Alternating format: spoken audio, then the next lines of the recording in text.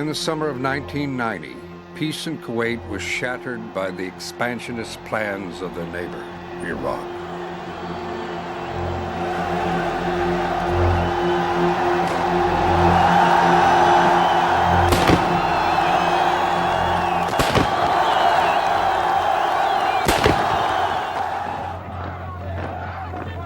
On August 2nd, Saddam Hussein sent 100,000 troops across the border, announcing that Kuwait had ceased to exist. And my country is under occupation. My people are suffering. And I appeal to you again for your assistance and help. This will not stand. This will not stand, this aggression against Kuwait. When sanctions and negotiations failed, the United States led a 32-nation coalition against Iraq in Operation Desert Storm. Force will be used suddenly, massively, and decisively.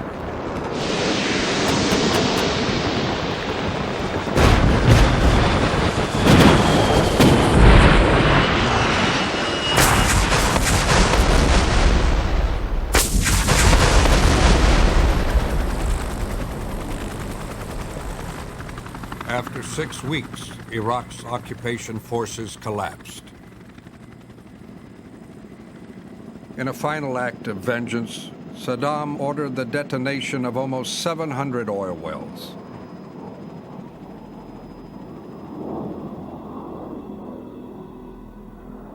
War leaves Kuwait devastated. Its people scattered, the whole network of modern facilities in ruins.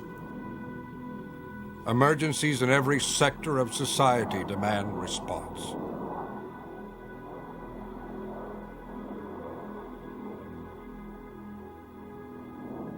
So can you clarify what the situation is? This is zero south, we have declare emergency now.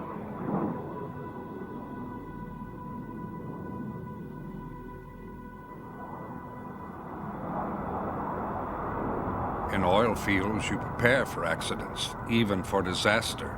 But who could have prepared for this? 6 days after liberation, a small group of firefighters arrived to assess the task ahead.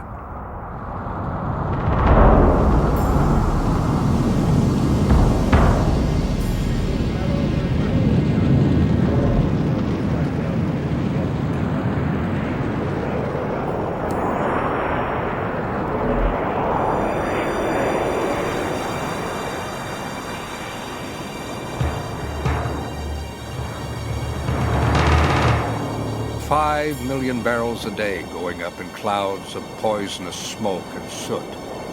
If left alone, the fires could burn for 100 years.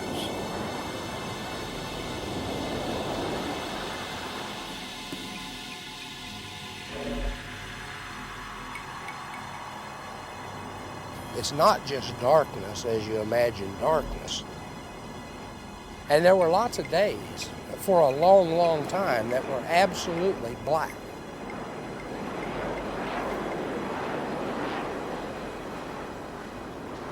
Everywhere you looked, there was a burning well. Everywhere you looked was nothing but destruction. And when you could see the sky, it didn't last but a few minutes and it'd be total darkness again.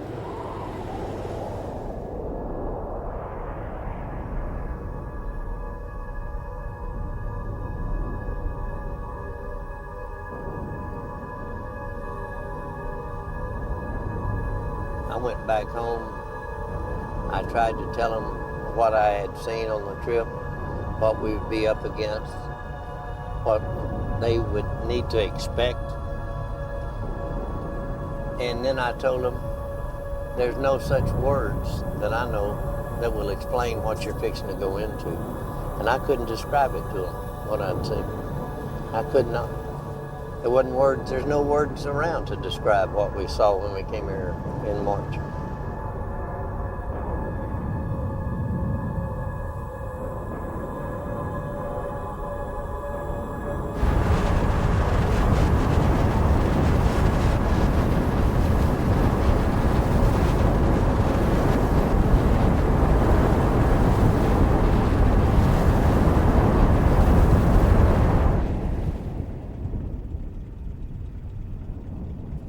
Thousands of Iraqi mines and coalition bombs lie unexploded in the soft sand around the wells.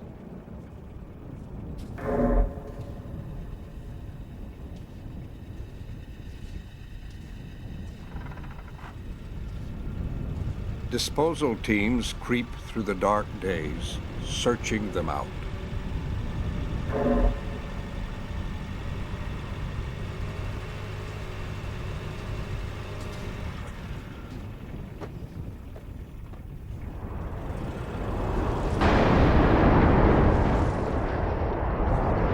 There's only a handful of oil field firefighters in the world, and no one is certain how long it might take.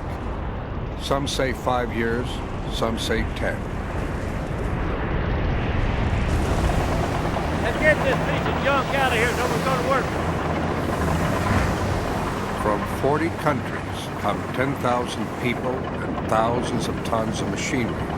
It's the largest non-military mobilization in history.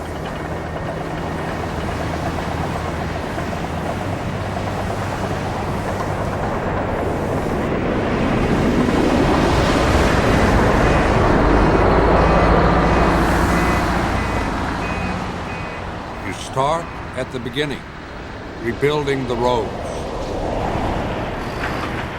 On the edge of the oil field, there's a big deposit of a clay called gadge. Fine and dense, it will sit on top of the oily sludge without absorbing it.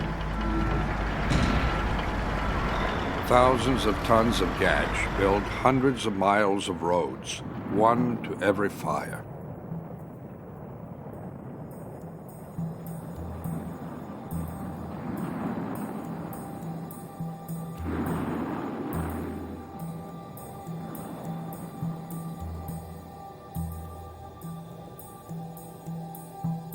Pipelines, useless now, stretch from every well and field to the coast.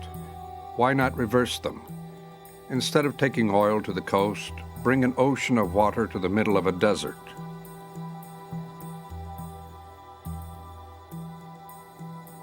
Saddam Hussein built this pipeline to flood the shore with oil and create a wall of fire against a coalition invasion.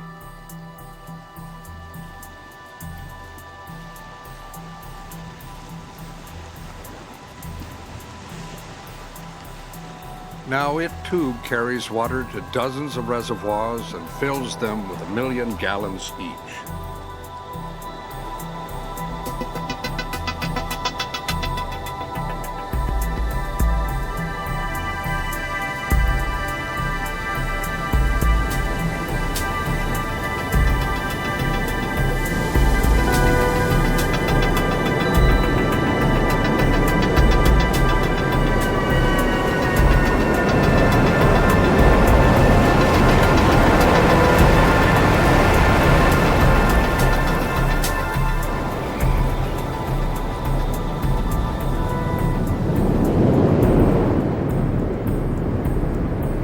The direction of the wind is the key to the assault on the fires.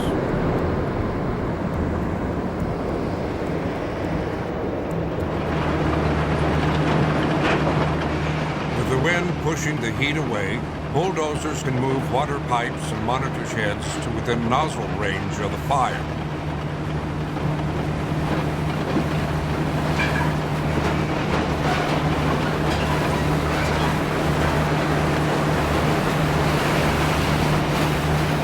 Staying upwind at the 2,000-degree heat is a matter of life and death. But even here, you'll sweat a quart an hour, and 12 hours is an average day.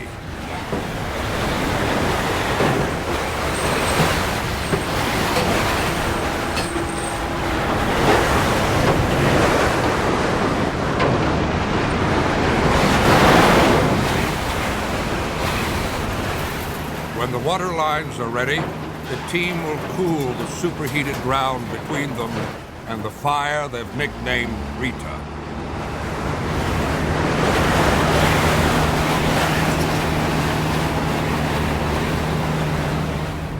The firefighter's toolbox stands by, with 8 heavy equipment operators to support the 4 professional firefighters who make up the core of each team.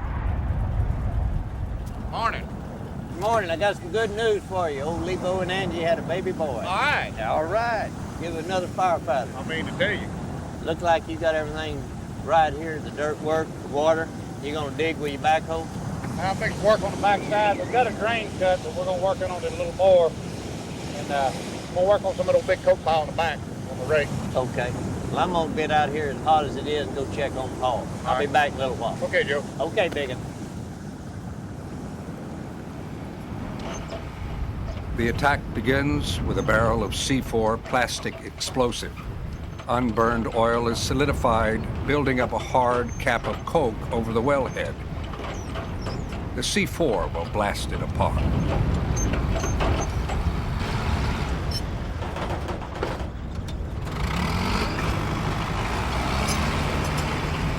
Yeah, people would just think of explosives as an expedient tool. It does a lot of work, it has a lot of energy, and it's instantaneous. And it's pretty safe. I've never had an accident in 35 years. Of course, we're violating every safety regulation ever written when we use explosives in the fire, you know, and the heat and everything. But it's just one of those things that's another way to do it.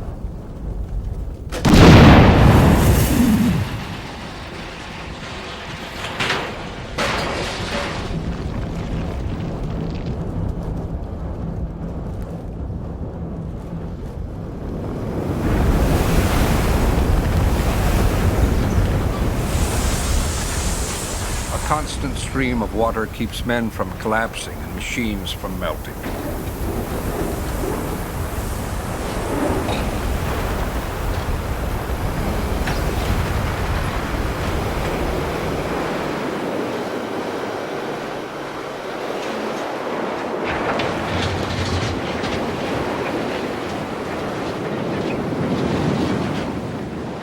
Everything that might reignite and extinguish fire must be pulled away.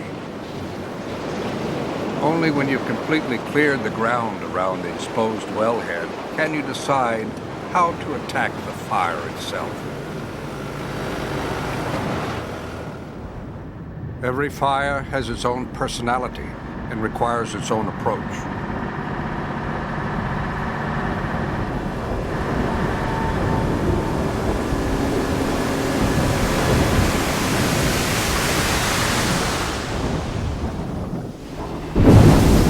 This fire won't stay out. Time for the stinger. Its hollow steel spike is forced down the throat of the well. Then heavy mud is pumped in to choke off the oil supply.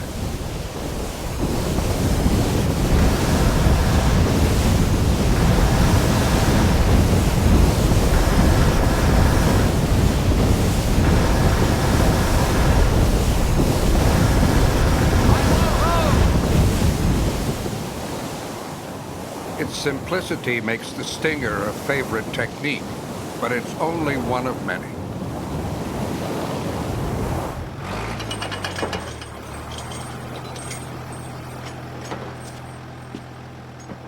At George Hill's fire, the heat is so intense that the men can't work near it. A hollow steel venturi tube will lift the flame up and away from the men and machines.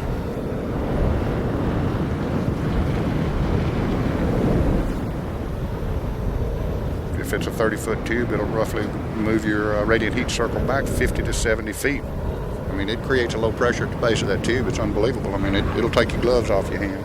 You've got to be careful or it'll suck your hard hat out.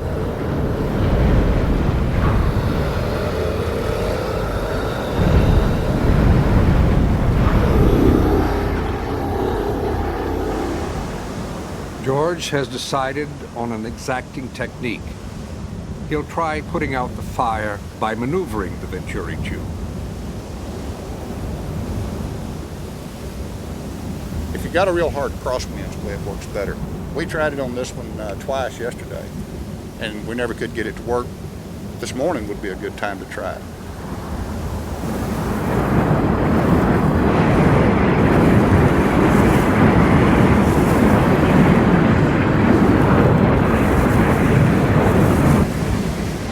Hoses soak the oil at the top of the tube, forcing the flame downwind. Water aimed at the base is sucked up with the oil, reducing its flammability. Tilting the tube can separate fuel from flame for a split second.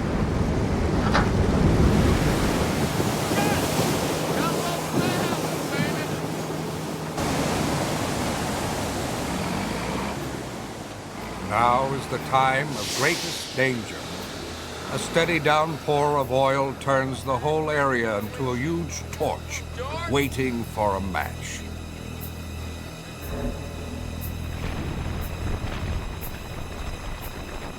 The reignition of that fire, when you're not prepared for it, is probably the most difficult thing to deal with. It comes so fast, you don't have any warning.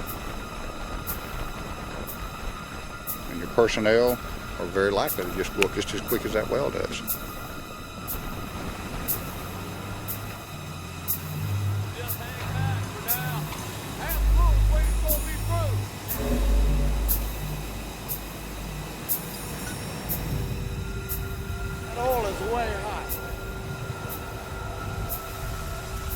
Flames engulfed a Romanian team in a situation like this. Natural gas had built up around them when the well flashed. At this wellhead, a diverter tube draws the gas away. George, watch that wind.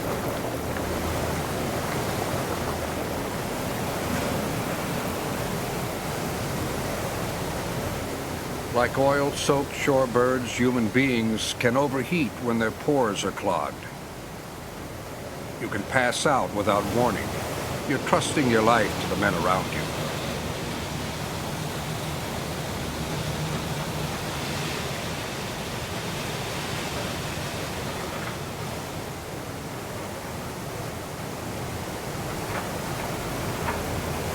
But when the wind dies and the site fills with oil and gas, all you can do is pull back and wait until the weather improves.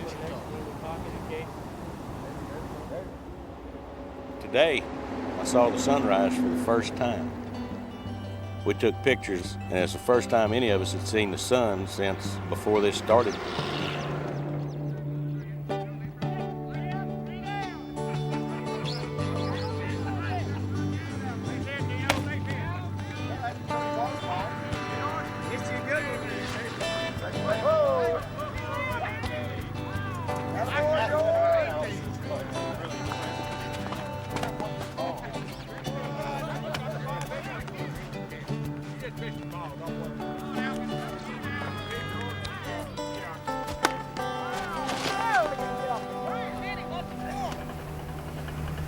By October, teams from the Soviet Union, China, and Iran join in the effort. French and British crews will bring the total to 27 teams. The pace of the battle has everyone improvising. Foamy 1 is a Canadian idea, conceived and constructed in 2 short weeks.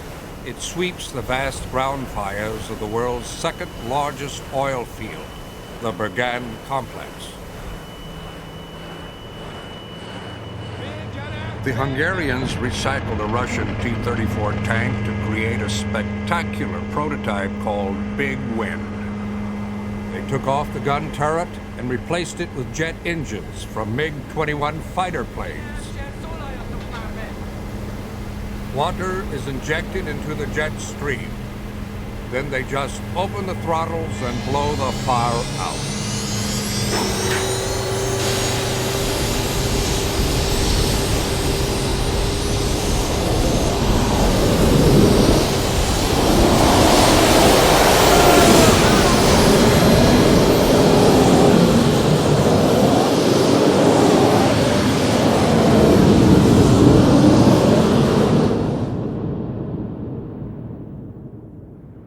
Every team in this fight brings its own special strength. For the Kuwaitis, it is an intimate knowledge of the reservoirs beneath the sprawling Bergan complex. Petroleum engineers Asa Boyabis and Sarah Akbar started the Kuwaiti team. We had a very big motive during this occupation to protect our country. Everybody was trying to do his best. And we proved that we could do a lot of things. I mean, it was a process like survival to us. Either we fight and become the owners of our land, or we might as well die.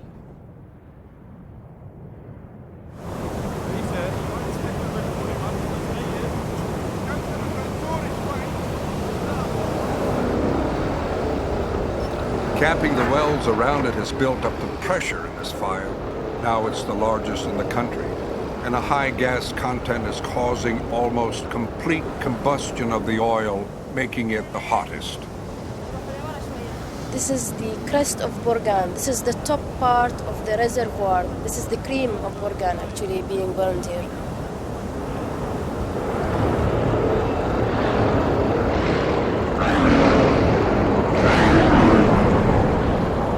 Half the water supply is gone just to cool the site enough to get close. Then the Venturi tube lifts the fire almost out of hose range. Just as success seems possible, the wind shifts, driving the heat back onto the crew.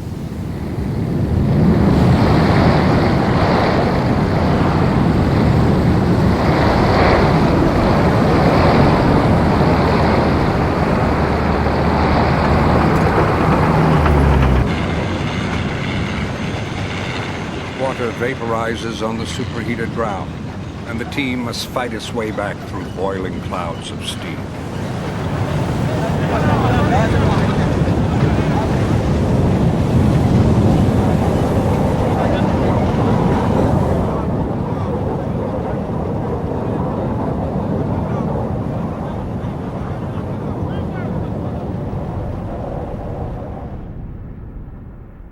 They'll refill the reservoir, build a second one, and move in again.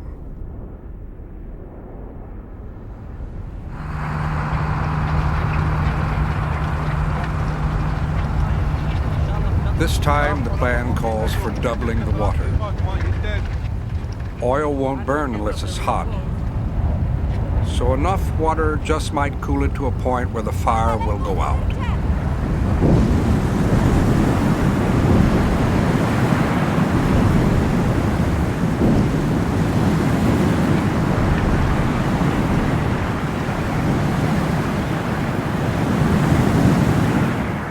One of the things special about the oil field, everybody helps.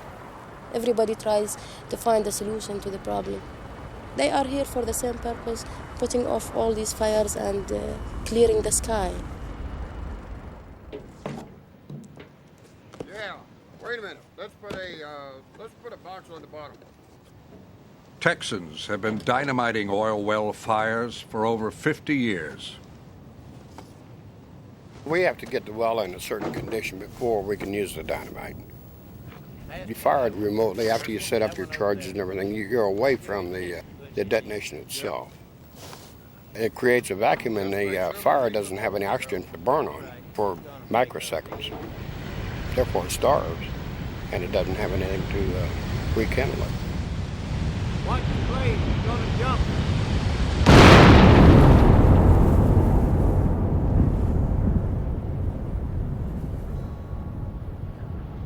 All right, stay down. Wait till everything quits falling. All clear. All right, Tubman, go get on monitor 2.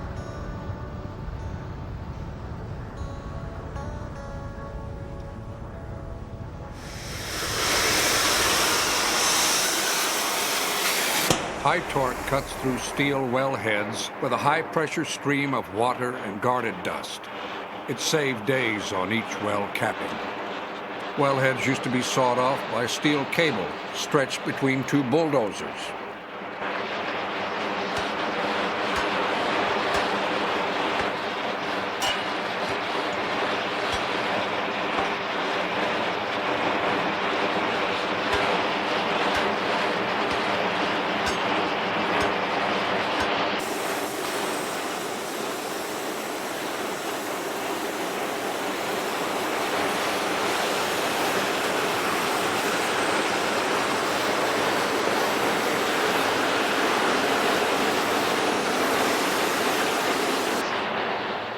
Once the bolts are cut, the old wellhead is removed, and the capping assembly can be forced down over the oil flow in a process called snubbing. Air pressure from this accumulator will drive the valves so the well can be shut off remotely.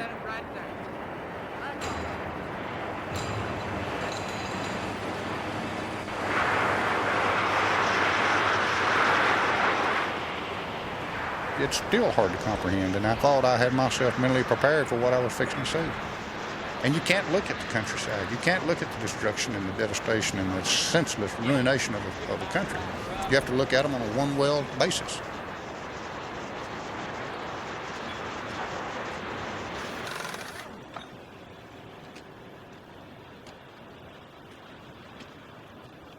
It's really a little bit more. It's more to the environment, too. I mean, because it's a global thing. That you're actually helping wildlife, you know, the seas, everything. It feels better. Makes you think about, appreciate that it doesn't happen like this all the time.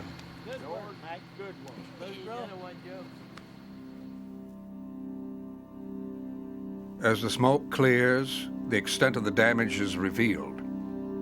The whole desert ecosystem is smothered under a blanket of tar for hundreds of square miles.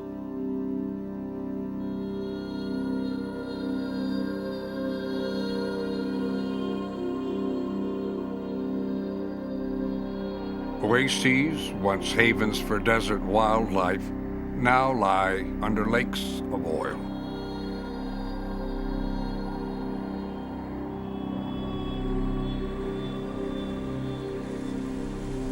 Sulfur dioxide, hydrogen sulfide, trace metals, unburned hydrocarbons, and salt combine with the oil to encrust the trees.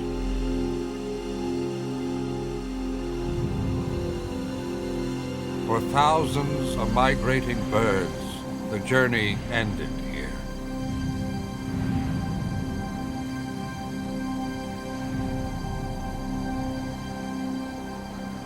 And for the human population, the prospect of poison air, polluted water, and the deadly legacy of war.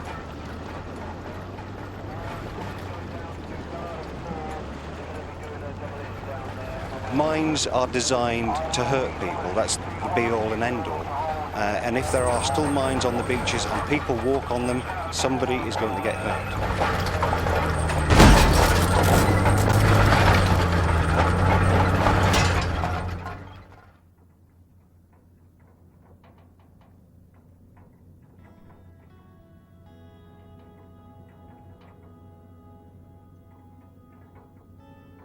The desert was very safe for everybody to go, and we used to enjoy it tremendously. We can't do that anymore because the environment is completely disturbed. The natural pleasures we used to get from our land, we can't get anymore.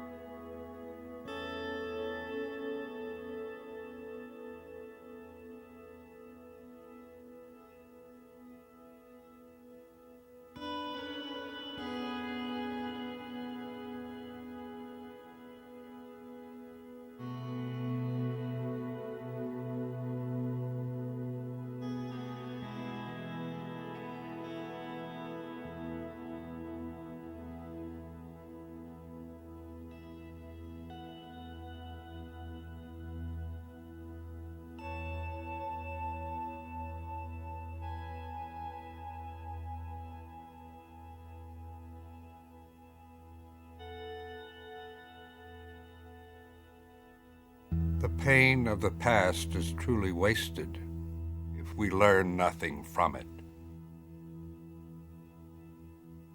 People from around the world responded to this environmental assault with determination and unity. What experts feared might take years has been accomplished in just 9 months.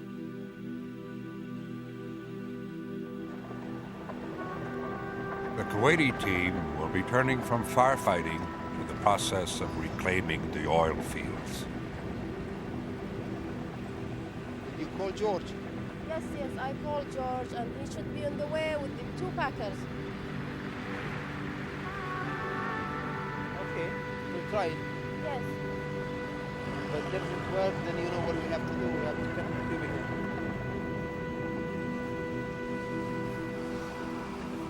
It's not what you lose on surface, it's what you lose underground now. And that is a tremendous amount. Each and every well is like a patient that you know very well, like a human. We deal with them when they have a problem, and we try to solve that problem.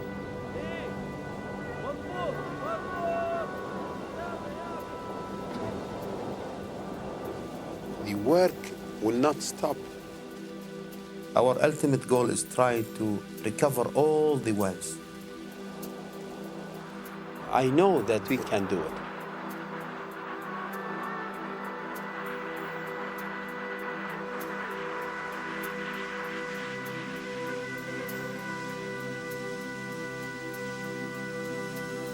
This rebuilding process is a real challenge. This is the first time I work in such a team. I know now, teamwork is the best way to go about things.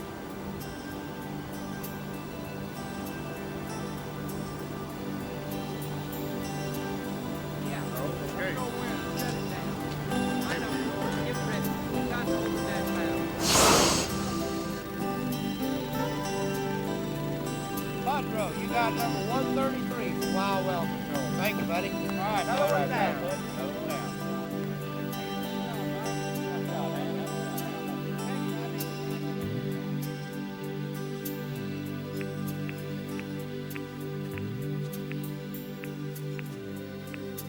There is no limits to what a human being can do. If the fear inside you is not there anymore, humans are put on this earth not to fight. You know, people could join forces to build. And I think that's what all people have learned all over the world.